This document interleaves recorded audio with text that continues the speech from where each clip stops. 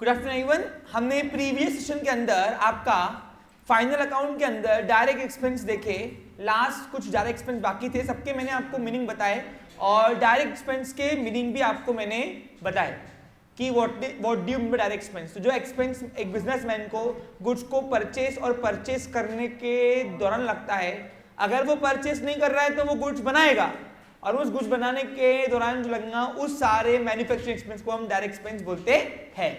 अब हमने उसकी लिस्ट देखी थी कुछ और वो लिस्ट आज कंप्लीट करने के बाद डायरेक्ट मैं इनडायरेक्ट एक्सपेंस लॉसेस में जाता हूं, यानी पहले डेबिट साइड के आइटम सारे कंप्लीट करता हूं फिर क्रेडिट में आता हूं, ठीक है। हाँ, यहां ध्यान देंगे बच्चे लोग।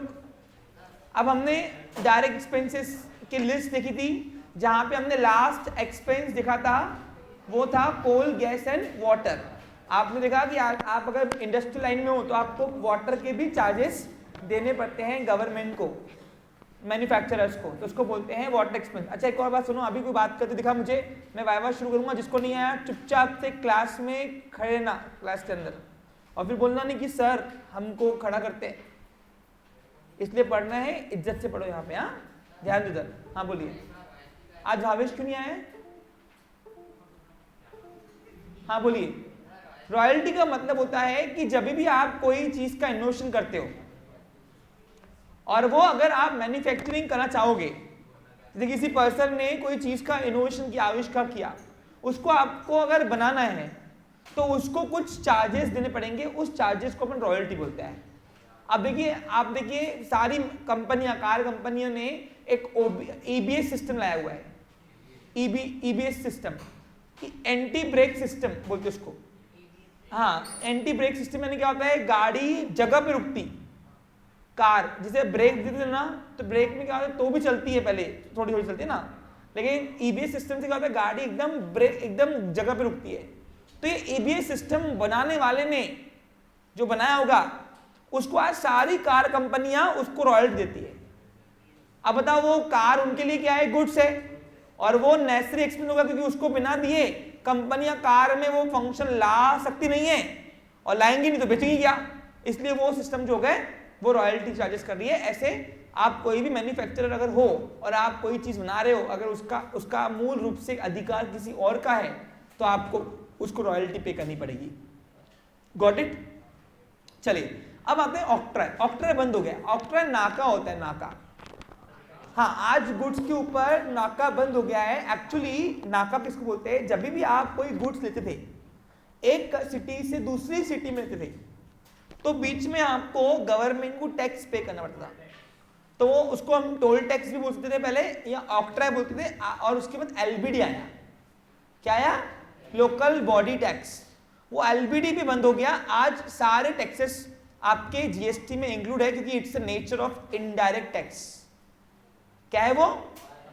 यानी पहले क्या होता था, पहले जीएसटी के पहले इनडायरेक्ट टैक्सेस कई प्रकार के होते थे, वैरायटी होते थे, टोल टैक्स, सेल्स टैक्स, फिर वैट टैक्स, फिर उसके बाद जाके आपका टोटल इनडायरेक्ट टैक्स कंप्यूट होता था और फिर गुड्स के ऊपर आपको टैक्स पे करना पड़ता था।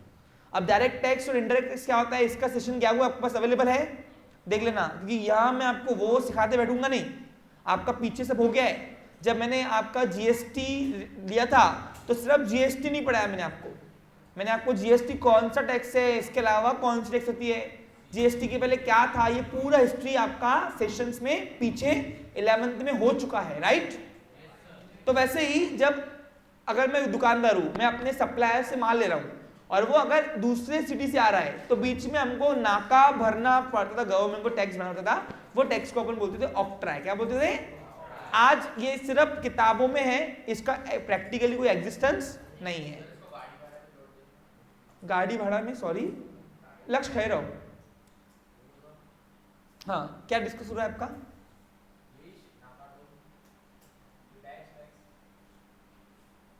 हाँ बोलो, क्या इशू है? नहीं, कैरेज वाला नाका कभी लेगा नहीं, वो नाके के अलग से पावती देगा आपको। जब आपका माल जो लेके आएगा ना, भाड़े वाला, गाड़ी वाला, वो गाड़ी वाला बीच में पहले नाके के आपसे पैसे लेता था, और वो गुड्स टू गुड्स अलग होता है। क्या होता है? गुड्स टू गुड्स डिफरेंट होता है, इसलिए। समझा? क्लियर?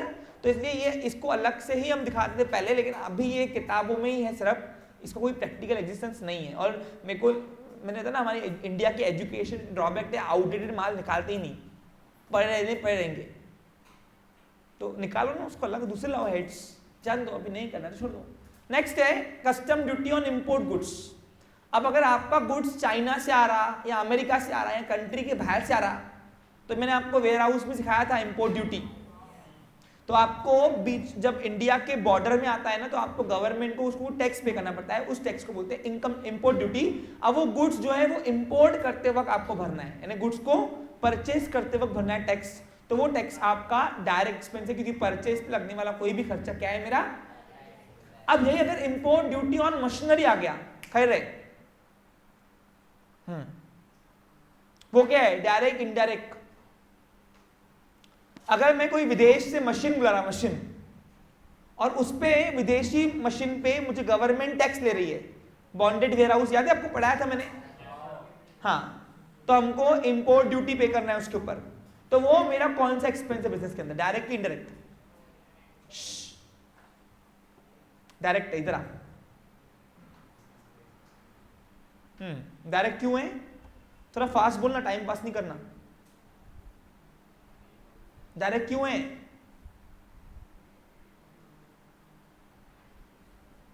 हाँ, आप बताओ प्रथम। ओके, हाँ हाँ हाँ, ओके। अभी मेरे को बताओ पहले, डायरेक्ट एक्सपेंस किसका टाइप है? डायरेक्ट इनडायरेक्ट एक्सपेंस किसका टाइप है? एक्सपेंस कितने टाइप के होते हैं? रेवेन्यू। डायरेक्ट इनडायरेक्ट एक्सपेंस किसके है? रेवेन्यू का डेफिनेशन क्या है? ओके, मशीनरी बार बार खरीदेगा, फिर डायरेक्ट इनडायरेक्ट कहां से आया फिर? अरे वो रेवेन्यू ही नहीं है, तो डायरेक्ट इनडायरेक्ट कहां से आया फिर? एक बात बताओ, तुम मशीनरी क्या रोज रोज खरीदोगे? अब उसके ऊपर अगर तुम इंपोर्ट ड्यूटी भरोगे तो वो कौन सा एक्सपेंस हुआ?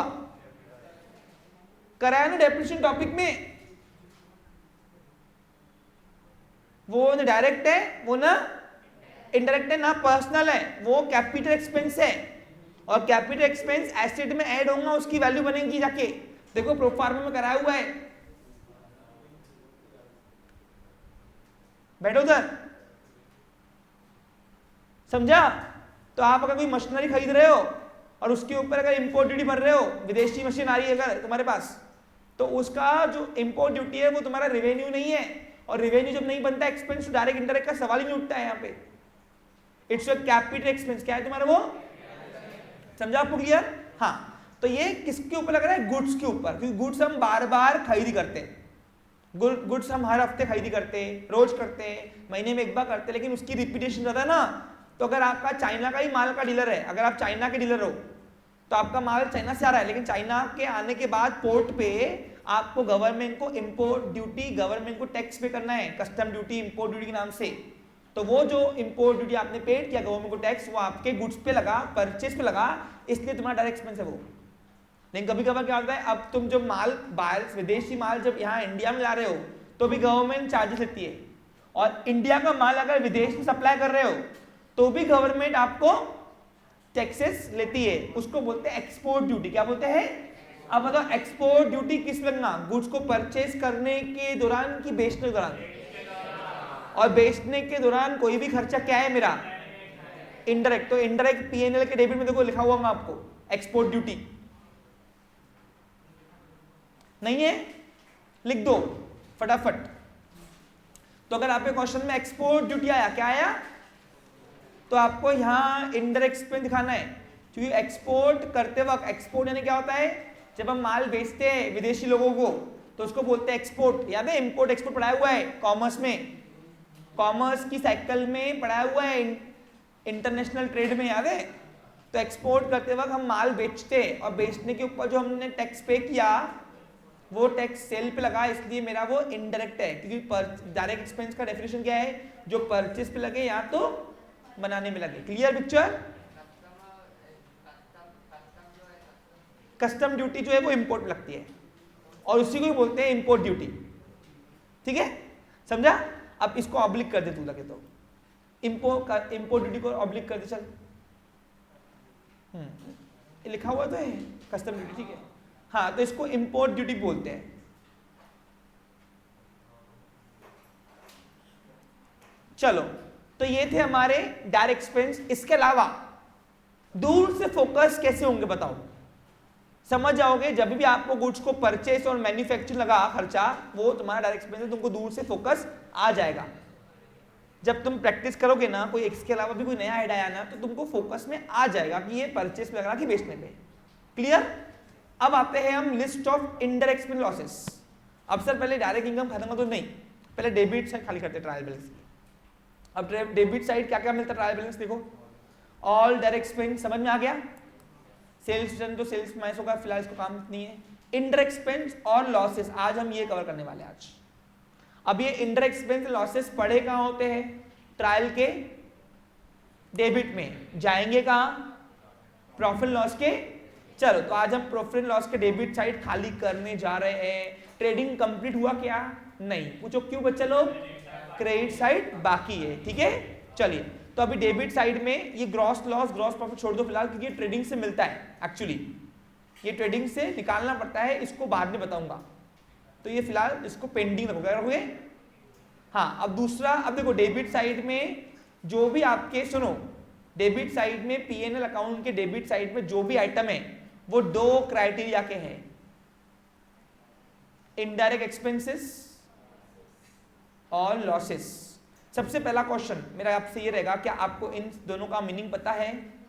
अगर मीनिंग पता होगा तो ही आप उनके आइटम्स को पहचान पाओगे, और मैंने इसका मीनिंग आपको पीछे सेशन से बताया हुआ है डिटेल में। चलिए, तो पहले आता है सैलरी। आप देखो वर्कर्स को, एम्प्लॉइज को जो आप हर महीने पगार दे रहे हो, तो महीने की साल की कंप्लीट होते वो सैलरी जो है तुम्हारा एक्सपेंस, वो आप बताओ एक्सपेंस ना तो परचेस पे लगा और ना ही तो बनाने पे लगा, तो इसलिए वो मेरा क्या हो गया? इनडायरेक्ट एक्सपेंस, क्योंकि डायरेक्ट एक्सपेंस की डेफिनेशन वही है जो परचेस और बनाने में लगे सिर्फ। फिर नेक्स्ट है रेंट, रेट्स एंड टैक्सेस।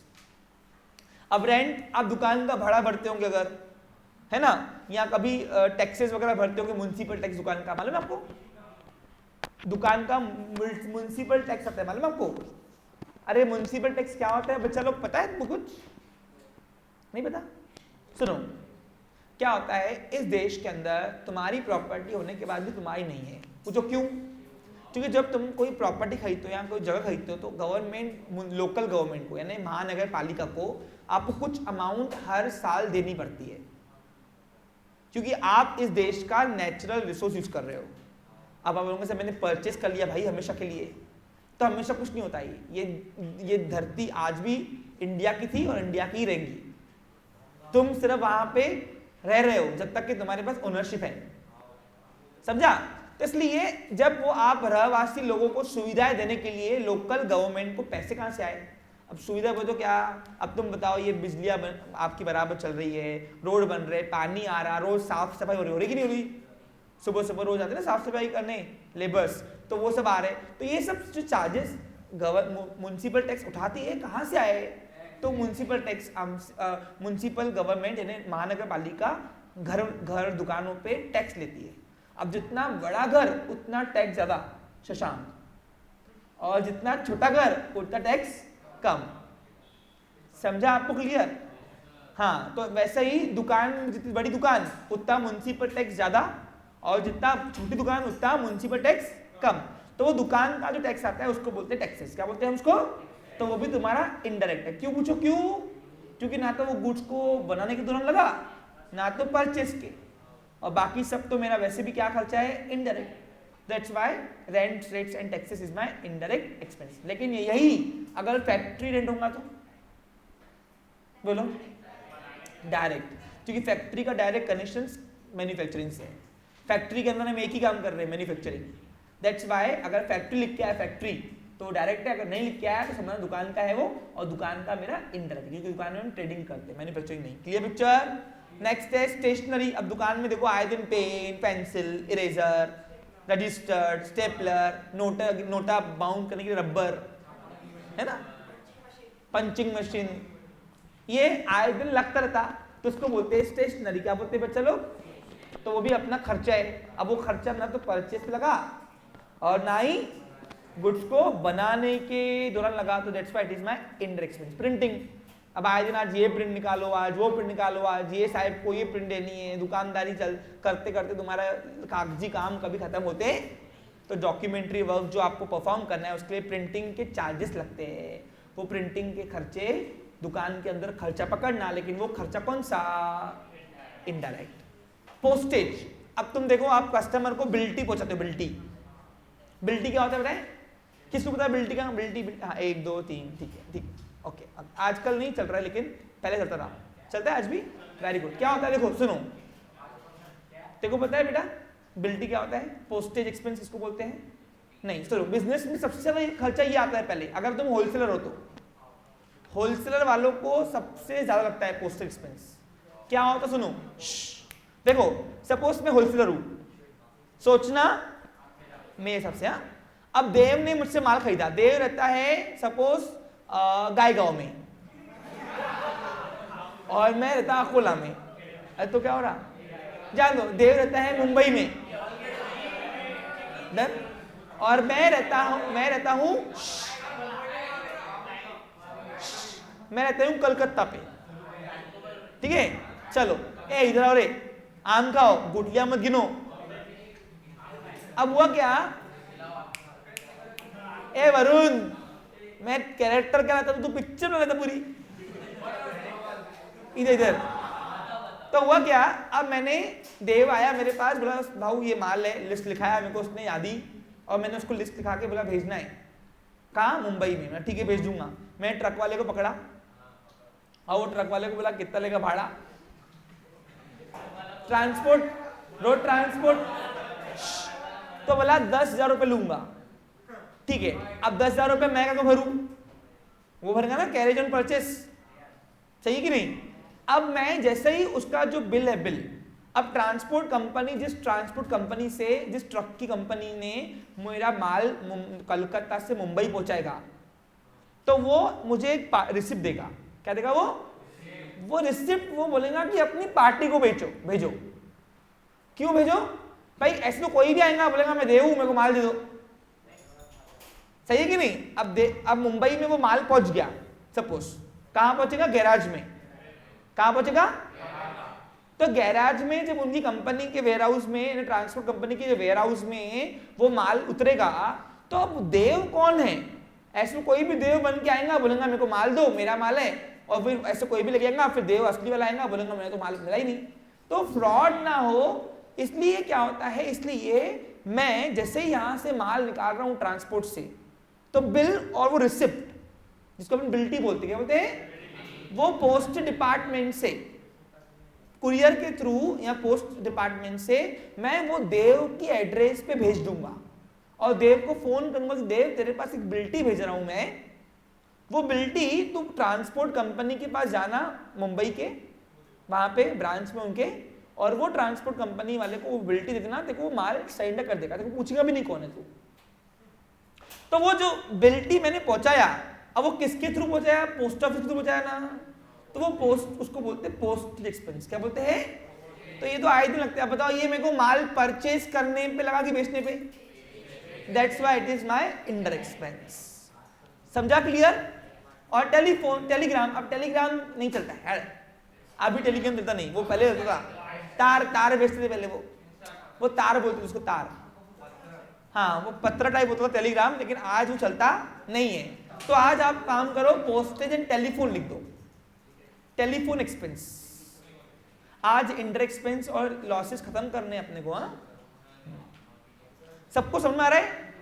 हाँ, अब टेलीफोन एक्सपेंस क्या होता है सुनो। अब टेलीफोन से बताया ना, चलो आगे बढ़ना नहीं, तुमको जो बताया वो सही नहीं है, जो बता रहा हूं वो सुन लो। देखो अगर क्या होता है, अगर तुम्हारा दुकान के नाम पे पोस्टपेड बिल आता है, पोस्टेड बिल, तो चाहे तुम्हारा मोबाइल हो चाहे दुकान में टेलीफोन हो, तुम बिजनेस में उसको एक्सपेंस कर सकते हो। लेकिन अगर तुम्हारे पास प्रीपेड कार्ड है, क्या है? प्रीपेड कार्ड है, और वो तुमने प्रीपेड का बिल तुमने दुकान के बिल में दिखा दिया, तो वो डिसअलाउड हो जाएगा, क्योंकि वो ड्राइंग है। क्या है वो? हाँ, तो ओनर जब प्रीपेड खर्चा भरता है दुकान से पैसे निकाल कर, तो वो ड्राइंग में जाएगी। लेकिन यही अगर दुकान के नाम का बिल है, दुकान के नाम का बिल आ रहा है पोस्टपेड का, टेलीफोन का, तो आप उसको बिजनेस का एक्सपेंस दिखा सकते हो। इसलिए आप देखो बहुत सारे लोगों के पास आज भी टेलीफोन दुकान में है, और आज भी बहुत सारे लोगों के पर्सनल मोबाइल वापरते भी हैं, तो वो पोस्टपेड बिल वापरते हैं, क्योंकि पोस्टपेड का बिल आता है बकायदा। प्रीपेड का बिल आता क्या? नहीं, पोस्टपेड का आपको बिल आता है मैंने। तो बिल अगर दुकान के नाम पे अगर है, फर्म नेम के नाम से है, तो आप उसको बिजनेस के अंदर एक्सपेंस दिखा सकते हो। और जब वो बिजनेस के अंदर एक्सपेंस दिखाते हो तो वो मेरा टेलीफोन एक्सपेंस हुआ, जो इनडायरेक्ट है, ना तो वो परचेस के दौरान लगा, ना ही बनाने के। That's why it become a indirect expense. Got it clear? तो कौन सा बिल आप दिखा सकते हो, कौन सा नहीं, मैंने आपको दिखा समझा दिया। Next, advertisement. आप जब गुड्स बेचते हो तो आप गुड्स को प्रमोट करते हो, क्या करते हो? ताकि आपका सेल बढ़े। क्या बढ़े? देखो, एडवर्टाइजमेंट का डायरेक्ट कनेक्शन सेल से, परचेस से नहीं। हम कभी इश्तिहार ये चीज के लिए नहीं डालते कि हमको माल चाहिए। हम इश्तिहार एड प्रमोट इसलिए करते ताकि मेरा माल बिके, और सेल का कोई भी खर्चा मेरा इनडायरेक्ट है। क्या है मेरा? इसलिए मैंने आपको बताया कि हर गुड्स पे लगने वाला खर्चा, हर गुड्स पे लगने वाला खर्चा डायरेक्ट नहीं होता। इसलिए ये देखो, अब ऐड है, ऐड हम किसकी करते हैं? अपनी करेंगे क्या? गुड्स की करेंगे ना, सिंपल है। तो गुड्स पे लगने वाला खर्चा है, लेकिन ये सेल का खर्चा है। That's why it is my indirect expense. बहुत सारे ट्यूशन क्लास वाले डायरेक्ट एक्सपेंस का मीनिंग तक गलत बताते हैं। वो क्या बोलते हैं? जो भी गुड्स पे लग रहा खर्चा डायरेक्ट, नहीं, गलत है। क्यों पूछो क्यों? क्योंकि गुड्स पे ऐड का डायरेक्ट कनेक्शन गुड्स से है ना। आप देखो, हम ऐड किस करते? गुड्स की करते ना। 20% ऑफ, ये ले लो गुड्स, 50% ऑफ, तो हम गुड्स की ऐड करते हैं। तो ये खर्चा गुड्स पे, लेकिन ये सेल का खर्चा क्या है? तो इसलिए मेरा इंडायरेक्ट एक्सपेंस है। Clear picture? बेटा, हम प्रोफेशन में आते हैं तो बिजनेस में क्या ला रहा, हमारे लिए नहीं बनता ये। हमारे लिए एनपीओ का फायदा बनेगा, ये बिजनेस का है, तो हमको उससे जोड़ मत। हाँ, है ना? हम प्रोफेशन में हम अपनी शक्ल दिखा के ही अपने आप को बेचते, लेकिन बिजनेस में तुम्हारी शक्ल कितनी भी अच्छी है, वरुण कितना भी स्मार्ट दिखे, कस्टमर तो माल देख के आएंगे ना भाई। सही कि नहीं? माल बोले तो गुड्स, गलत मत समझो, समझा? हाँ भाई, वरुण तेरे दुकान में तू नहीं बोलता, तेरा माल बोलता है। माल बोले तो गुड्स। चलो बॉयज, थोड़ी सोच अच्छी रखो। हाँ, discount allowed, it is my loss not expense, और लॉसेस प्रॉफिट लॉस के डेबिट में जाते हैं। डिस्काउंट अलाउड किसको बोलते हैं? जब भी आप कस्टमर को कैश डिस्काउंट देते हो ताकि रिकवरी जल्दी हो, ताकि रिकवरी, तो उसको अपन बोलते हैं, बोलो क्या बच्चा लोग? Discount allowed. जो अपना लॉस है, क्या अपना ये एग्जाम्पल अभी क्या हुआ? सपोज आदित्य के पास मेरे 20,500 बाकी थे, उधारी माल लिया है, अब दे रहा ही नहीं, घुमा रहा है। आज फोन किया, आदित्य काम कर, आज 20,000 रुपये में टंटा छोड़ा दे रहा दे, तो क्या बोलेंगे? वो सोचेंगे कि देना तो है आज भी या कल भी, 20,000 रुपये देने पड़ रहे, लेकिन बिल कितने का है? 20,000। तो 500 रुपये मैंने जबरदस्ती का घाटा खाया ना, उसको बोलते हैं डिस्काउंट अलाउड। क्या बोलेंगे? ये कैश डिस्काउंट की बात आ रही है, टीडी की नहीं। टीडी नेरेस्ट आता ही नहीं एंट्री में, याद है ना आपको?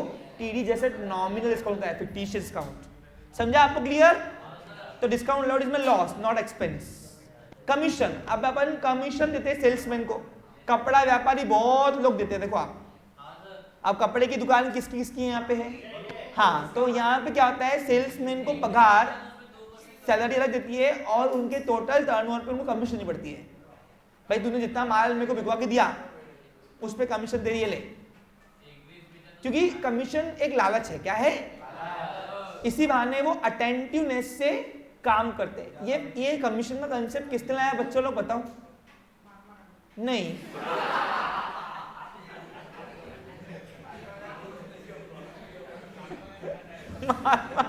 महात्मा गांधी कहां से है रे, नालायक।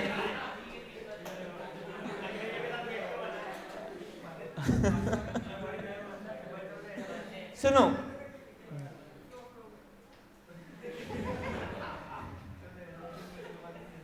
कमीशन का कंसेप्ट लाया है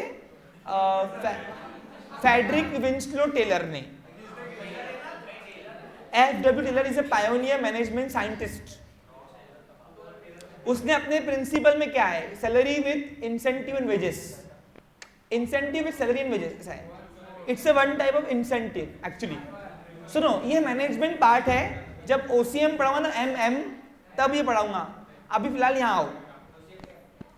OCM organisation of commerce and management subject है बेटा, नालायक। हाँ देखो इधर, इधर आओ बच्चे लोग, देखो इधर। हाँ अब आप देखो, आप कमीशन, कपड़ा लाइन में आप कमीशन बहुत बांटते हो। वैसे ही बड़ी बड़ी कंपनियां भी टारगेट देती है, आपको पता है कि आप अगर इतने का माल बिकवा के दोगे तो आपको इतना % कमीशन आपको मिलेगा। तो इसी बहाने हाँ ट्रिप वगैरह चलेगा, कोई इशू नहीं।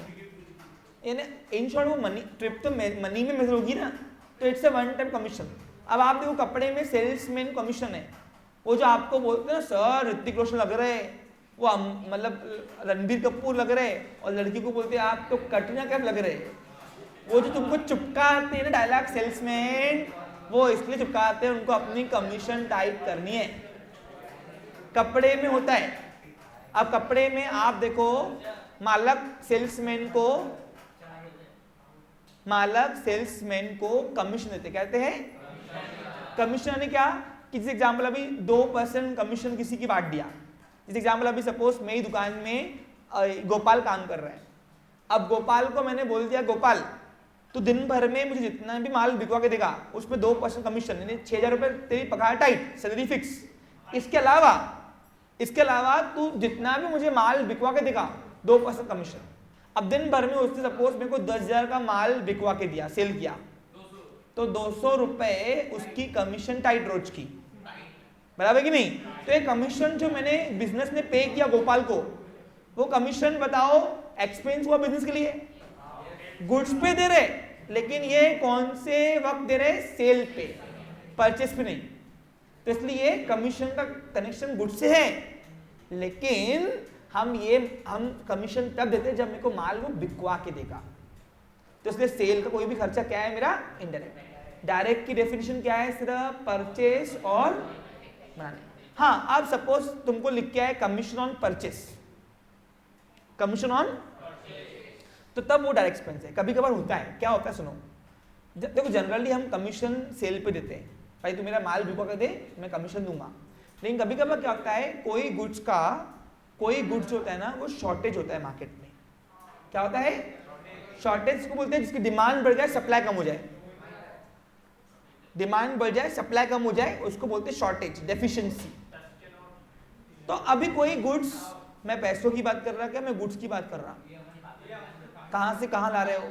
हाँ अब कोई माल डिमांड में है लेकिन शॉर्टेज है, तो आप क्या करते हो, आप उसको ब्लैक में मंगाते हो। ब्लैक में यानी क्या कि आप उसको ऊपर से पे कर रहे हो, और वो जो ऊपर से पे किया वो कमीशन है एक प्रकार की, और वो कमीशन आपने सेल पे नहीं किया, किस पे किया, परचेस पे।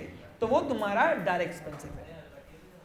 क्या है तुम्हारा वो, यानी कहने का मतलब क्या है, समझा आपको क्लियर। अगर सिर्फ कमीशन वर्ड दिखा तो सेल पे रहेगा, लेकिन कमीशन ऑन परचेस स्पेसिफाइड रहा तो डायरेक्ट एक्सपेंस क्या है तुम्हारा। Next interest.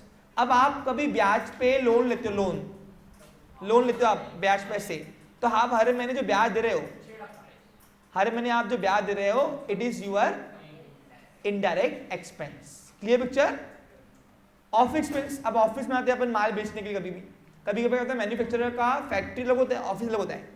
ऑफिस में सिर्फ हम माल डील करते हैं, ट्रेडिंग करते हैं, और फैक्ट्री के अंदर हम माल बनाते हैं। तो जो ऑफिस का जो भी खर्चा है, जो भी, वो ना तो तुम्हारे परचेस के दौरान लगा और ना ही गुड्स को बनाने के दौरान लगा। That's why it is your indirect expense.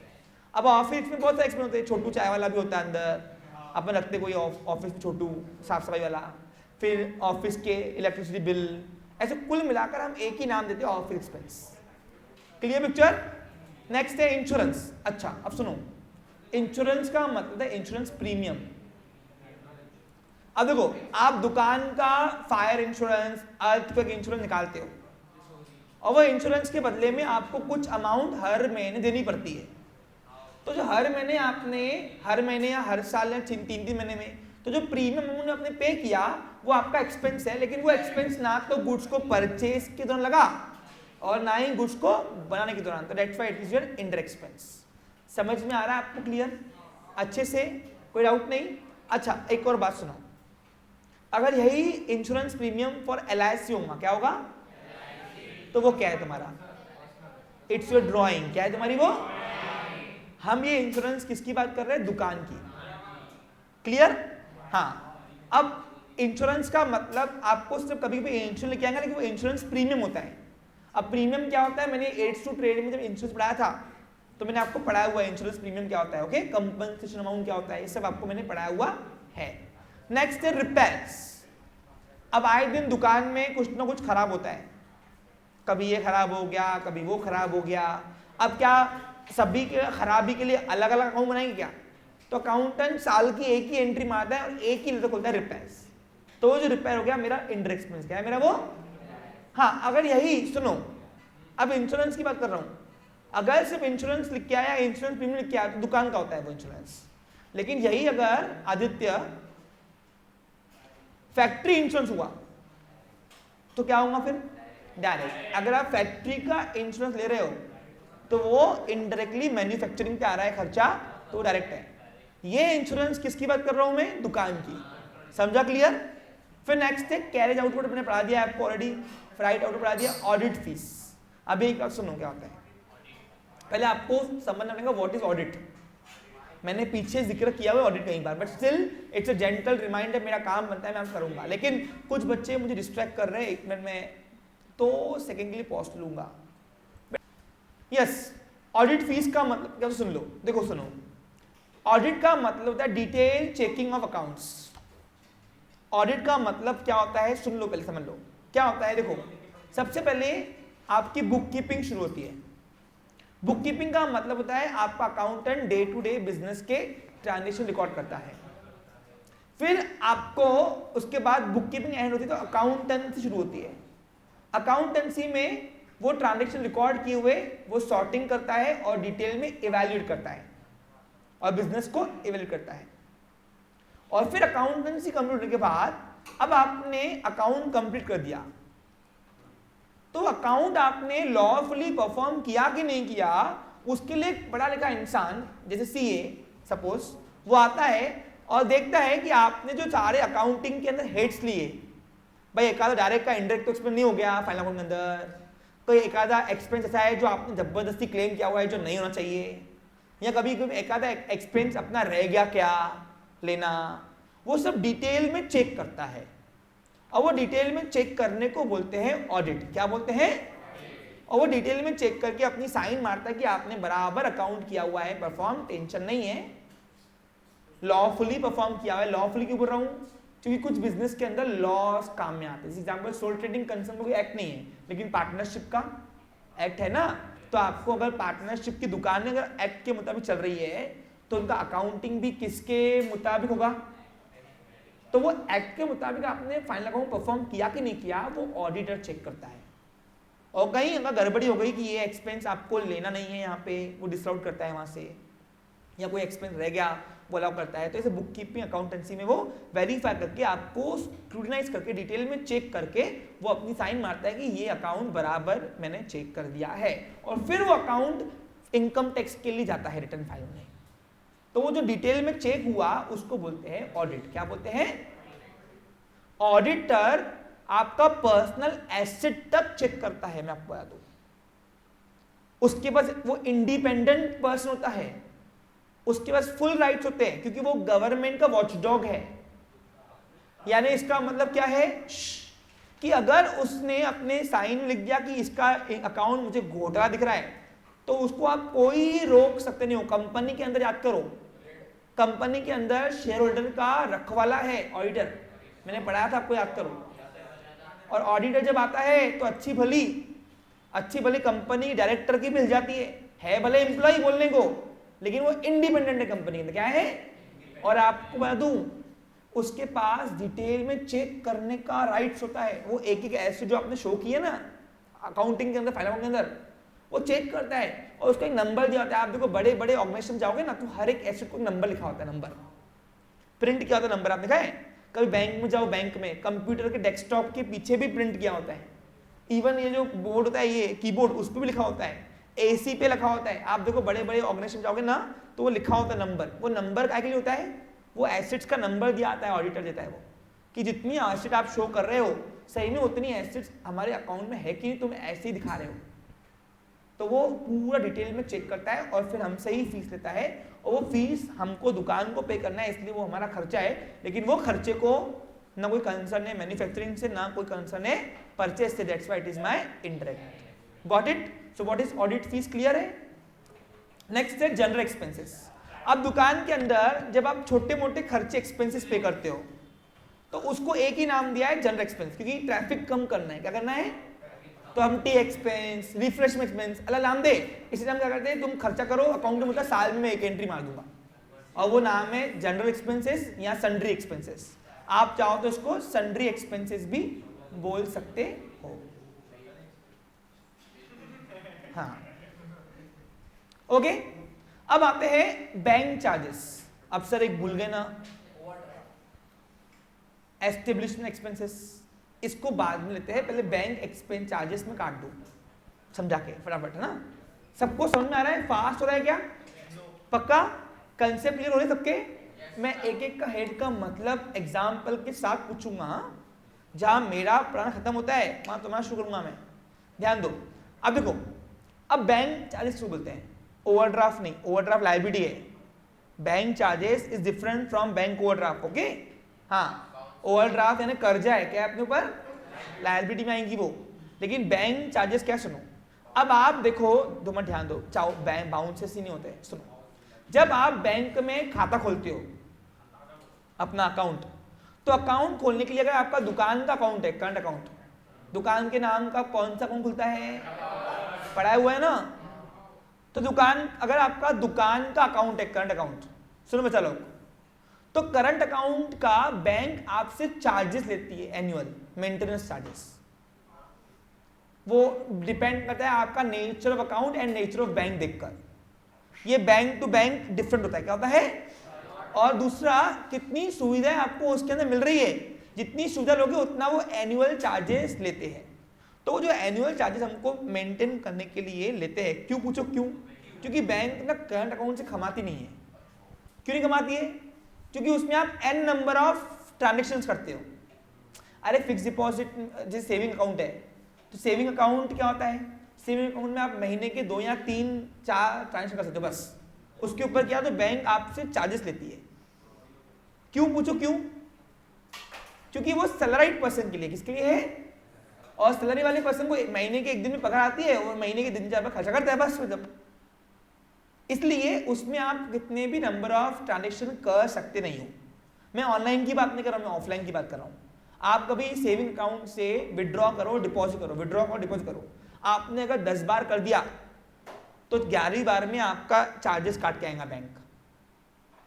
क्यों पूछो क्यों? क्योंकि अगर आपका पर्पस डिफरेंट है तो बैंक बोलती है कि आप डिफरेंट अकाउंट बनाओ। पूछो क्यों? क्योंकि बैंक को भी वहां पे वाटअप करना है पूरा। वाटअप क्यों करना है पूछो? अरे बैंक तुम्हारा अकाउंट खोलना, it's means purpose of the bank. Example, कोई बच्चा एफडी खोल रहा है, क्या खोल रहा है? बैंक के पास। तो बैंक को पता है कि अब इसको 3 साल जरूरत नहीं पैसों की, क्योंकि 3 साल जरूरत नहीं तभी आप एफडी खोल रहे हो ना। तो बैंक आपसे रखने के पहले पूछती है कि भाई कितने साल लग रहा है एफडी, 1 साल 2 साल बता। तो हम बोलते हैं 1 साल। तो बोले ठीक है, तो वो 1 साल का पैसा वो घुमा लेगी उधर। फिर वो कस्टमर नहीं कि इसको 1 साल तक पैसा चाहिए, हाँ ये ठीक है, इसका पैसा लो, इसको घुमाओ। क्योंकि कंपनी बैंक कमाने के लिए बैठे ना भाई, बराबर कि नहीं? लेकिन सेविंग अकाउंट में क्या होता है? महीने में आप सेव करते हो कुछ अमाउंट और फिर महीने के आखिरी में खर्चा करते हो कुछ भी। तो उसमें भी बैंक आपका 15-20 दिन पैसा वापस लेती। लेकिन करंट अकाउंट का पैसा वो वापस सकते नहीं है ना, क्योंकि व्यापारी क्या करता है, रोज सुबह भरता है शाम को निकालता है, सुबह भरता है शाम को निकालता है। तो बैंक वो पैसा वापस ही नहीं पा रही है। समझ आ रहा है? तो बैंक बोलेंगी मेरा क्या फायदा तुम्हारा अकाउंट खोलने में, हम तुम्हारे लिए हेल्प पार्टी क्यों करें? तो बैंक बोलती ठीक है, हम ऐसे नहीं कमा रहे ना, तो हम ऐसे कमाएंगे। कैसे? तो तुम्हारा account yearly account maintenance charges लेती है, तो उसको अपन बोलते हैं बैंक चार्जेस। क्या बोलती है? समझा रहा। फिर आप देखो बैंक आए दिन SMS चार्जेस काटती है, लेती है, बैंक बाउंस हो गया चेक तो उसकी चार्ज काटती है, तो सब मिलाकर अकाउंटेंट एक ही नाम आता है, बैंक चार्जेस। अब आप देखो आपको मैसेज आता है क्वार्टरली, आप देखोगे तो क्वार्टरली आपको 3-3 महीने में आपको SMS चार्जेस कटते हैं। वो जो आपके ट्रांजेक्शन के SMS आते हैं ना आपको, तो क्या फ्री में बांट रही है तुमको SMS? ये बैंक चार्जेस लेती, क्या रहती है आपसे? समझा आपको? क्लियर? नॉमिनल होते हैं लेकिन लेती है। तो ऐसे कुल मिलाकर सारे खर्चे बैंक के जो आपसे ले रही है बैंक, उसको अपन बोलेंगे बैंक चार्जेस। अब बताओ इंडायरेक्ट क्यों है ये? क्योंकि ना तो ये बनाने में लगा ना तो परचेज लगा, इसलिए मेरा इंडायरेक्ट है। Clear picture? हाँ, अब आते हैं एस्टेब्लिशमेंट चार्जेस की बात कर रहा हूं मैं। ये एक्चुअली एस्टेब्लिशमेंट चार्जेस तुम्हारी एक्सपेंस है ही नहीं, इट्स एसेट। ये डेप्रीशिएट है एक्चुअली, और डेप्रीसिएशन मेरा एक्सपेंस है। अब इसका ही दूसरा नाम लिखो, एस्टेब्लिशमेंट एक्सपेंसेस जो है 12th में आएगा बच्चा लोग। फिर नहीं बोलना सर ने नहीं पढ़ाया, सर एक वर्ड पढ़ा रहे 12th में, ये रिपीट नहीं होगा, 12 में से परफॉर्म होगा। क्योंकि सोल ट्रेडिंग कंसर्न का और पार्टनरशिप फर्म का हेड्स कॉमन रहेंगे। अरे दुकान तो वही रहेंगी ना, सिर्फ फर्क इतना है कि वहां एक चला रहा है, यहाँ 2 लोग चला रहे हैं कम से कम, बाकी हेड्स तो दुकान में वही रहेंगे ना सब। तो ये डबल नहीं पढ़ाए जाते हाँ मेरे पास से। हाँ, तो ये इसको अपन बोलते हैं preliminary expenses right of. Right of का मतलब ही होता है डेप्रीसिएशन। शशांक आप जाओ बेटा। अब इसकी पिक्चर बहुत बड़ी है, समझना पड़ेगा। 6 मिनट है मेरे पास, समझा के दे रहा हूं, फिर छोड़ दूंगा। यहां पे स्टॉप करते हैं आज, शॉर्टली बता रहा हूं। देखो हाँ, बेड वाला कंसेप्ट बाद में, नहीं ये बहुत बड़ा कंसेप्ट है। यानी बेड वाला कंसेप्ट अभी शुरुआती बेसिक में नहीं आएगा, उसका एक अलग से एग्जाम्पल दूंगा बकायदा। क्योंकि डेटा के रिगार्डिंग बेड वाली वैरायटी सबसे ज्यादा तकलीफ देती है, तो वो आगे डिस्कस करेंगे। अभी फिलहाल इस पे आते हैं। हाँ, अब what is establishment expenses right of या डेप्रीशिएट या प्रीलिमिनरी एक्सपेंस राइट ऑफ या डेप्रीशिएट, क्या सुनो। देखो जब भी एक दुकानदार दुकान एस्टेब्लिश करता है, चाहे सोल ट्रेडिंग कंसर्न हो चाहे पार्टनरशिप फर्म हो, उसको एक लमसम अमाउंट लगती है। क्या लगती है? जैसे एग्जाम्पल अभी मैं कपड़े की दुकान खोल रहा हूँ सोल ट्रेडिंग कंसर्न में, मेरे को कम से कम 8 लाख रुपए लग गए, लगते हैं? आज दुकान कम से कम छोटी चालू करो, 8 लाख रुपए से टूटते हो, होता कि नहीं होता बराबर? तो 8 लाख रुपए जो मुझे दुकान चालू करने पे लग गए, उसको नाम देते हैं प्रिलिमिनरी एक्सपेंसेस, या उसी का अदर नाम है एस्टेब्लिशमेंट एक्सपेंसेस। अब 8 लाख रुपए पहले साल में मेरे को, मैं इंजॉय करूंगा, अरे हाँ 8 लाख रुपए खर्चा लग गया, पहले साल इसको अकाउंटिंग में एक्सपेंस दिखाऊंगा, और एक्सपेंस अगर था मेरा प्रॉफिट कम करता ना, तो मैंने 8 लाख रुपए की प्रॉफिट एंड लॉस में चत्ती लगा दी एक्सपेंस। तो गवर्नमेंट के पास जब इनकम टैक्स रिटर्न करने गए फाइल करने, तो गवर्नमेंट बोला ए इधर आ रे, क्या किया तूने ये? तो हमने बोला क्यों भाई, मेरे को 8 लाख रुपए जो खर्चा लग गया वो एक्सपेंस दिखावा नहीं क्या? तो गवर्नमेंट मेरे से पूछती कि एक बात बता, 8 लाख रुपए दुकान को लगाया, एसिड्स लिए, एसिया लगाई, पंखे लिए, फर्नीचर बनाया, कपड़ा लिया, माल लिया, सब लिया, तो क्या पूरा मजा क्या तू एक ही साल में कर लेगा क्या? अरे पूरी क्या एसिड तू एक ही साल में जला फुका दे रहा क्या? समझ रहा कुछ तुमको? यानी तू, वो गवर्नमेंट चाह रही है कि तूने 8 लाख रुपए भरे, हम मान रहे ना, हम नहीं तो बोल ही नहीं रहे ना। देखो लेकिन 8 लाख रुपए जो तूने भरे हुए ये सारी एसिड्स लगाने में, वो पूरे एक साथ तू बेनिफिट मत ले, उसको थोड़ा थोड़ा हर साल दिखा। तो मैंने बता मुद्दे की बात करूं क्या, तो वो बोल रही है गवर्नमेंट चाहती है कि तुम वो एसिड दिखाओ, क्योंकि वो तुम्हारा कैपिटल एक्सपेंस हुआ। क्या वो तुम्हारा वो? और कैपिटल एक्सपेंस का अदर नाम क्या है? तो एसिड में आप अगर देखोगे तो आपको प्रिलिमिनरी एक्सपेंस दिख रहा है, इसमें नहीं है? हाँ, तो लिखोगे प्रिलिमिनरी एक्सपेंसेस एसिड साइड, दिखाओगे बैलेंस शीट की प्रोफार्म में जाओ, वो तुम्हारा एसिड है। क्या है तुम्हारा? एसिड। और इसको हर साल थोड़ा थोड़ा करके डेप्रीशिएट करके एक्सपेंस दिखाओ। अब बताओ डेप्रीसिएशन क्या है? नॉन कैश एक्सपेंस सिखाया तुमको मैंने। तो इसमें से हर साल थोड़ा थोड़ा माइनस करते करते करते हम एक्सपेंस दिखाएंगे। वो एक्सपेंस को अपन बोलते हैं प्रिलिमिनरी एक्सपेंसेस डेप्रीशिएट या राइट ऑफ। राइट ऑफ का ही दूसरा मतलब डेप्रीशिएट होता है। अब सर ये पिक्चर समझ में नहीं आई, फिर से 2 मिनट दे रहा हूं और समझो, इसके बाद जिंदगी में कभी नहीं दूंगा। एग्जाम्पल, मैंने गवर्नमेंट को बोला भाऊ मैं सर इनकम टैक्स वाले ऑफिसर को बोला सर 8 लाख लग गए ना, दिखा दूंगा ना एक्सपेंस। बोलते इधर आ, 8 लाख रुपए तूने भरे, ठीक है, तूने एसेट लाई बहुत सारी लाई ना, दुकान चालू करने में बहुत सारे एसेट लगते ना, हाँ, तो तूने वो एसेट का मजा एक ही साल में ले लेगा क्या? ना नहीं, बस तेरे हिसाब से कितनी चलेगी? 8 साल की जो एसेट लाई, एसिया फर्नीचर, 10 साल चलेंगी सर, 10 साल चलेगी? बोला हाँ। तो एक काम कर, 8 लाख रुपए ये पहले एसेट में ला, और ये साल से अब 10 साल तू खुद बोल रहा चलेगी, जितनी भी एसेट हमने दुकान शुरू करने में लगा दी वो तू खुद बोल रहा है कि 10 साल चलेगी, मानते हो? मानते हो? तो 10 साल चलेगी तो उसको हर साल कितने से घसी फिर? अरे अगर 10 साल तक के 8 लाख रुपए मैंने खर्चा किए, मैंने 8 लाख रुपए खर्चा 10 साल के लिए किए ना, क्योंकि ये जो मैंने एसेट एस्टेब्लिशमेंट की लाई, अब इसको रिप्लेस करने की नौबत कब आएंगी? 10 साल बाद। 10 साल तू मजा लेगा? बोला गवर्नमेंट ने मेरे को बोला तू 10 साल मजा लेगा? बोला हाँ बिल्कुल लूंगा मजा, एसी में बैठ के मस्त काम करूंगा, सब करूंगा, फर्नीचर अच्छा है मेरा, ठीक है। तो हर साल तो जितना परसेंट से घस रहा, क्या कर रहा, वो यहां से माइनस करके एक्सपेंस दिखा दे। तो इसलिए ये only preliminary expenses is assets, बस प्रीलिमिनरी एक्सपेंसेस राइट ऑफ या depreciate is it become expense for you. तो हर साल क्या करूंगा मैं, साल के एंड में 8 लाख रुपए पहले साल में इधर दिखाऊंगा और इसमें से लेस करूंगा। अब डेप्रीसिएशन क्या करता है, एसेट की वैल्यू, तो माइनस करेंगे 80,000 रुपए इनर कॉलम मिलाकर, 8 लाख रुपए माइनस 80,000 रुपए, और ये साल क्लोजिंग वैल्यू आएंगी 7,20,000, और ये 80,000 रुपए जो मिला इसका एक्सपेंस दिखाएंगे अपन। क्या करेंगे? तो उसी को बोलते हैं प्रीलिमिनरी एक्सपेंसेस राइट ऑफ या डेप्रिशिएट। तो ये मेरे एसेट है एक्चुअली, बस जो मेरा ये साल से मैंने वापर ली वो मेरा एक्सपेंस हुआ।